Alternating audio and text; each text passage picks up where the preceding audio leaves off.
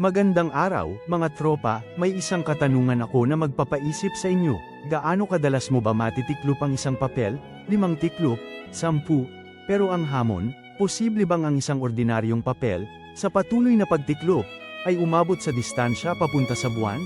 Ang sagot ay mas nakakagulat, sa bawat pagtiklop, ang kapal ng papel ay double, hindi ito simpleng pagdagdag, kundi mabilis na paglobo.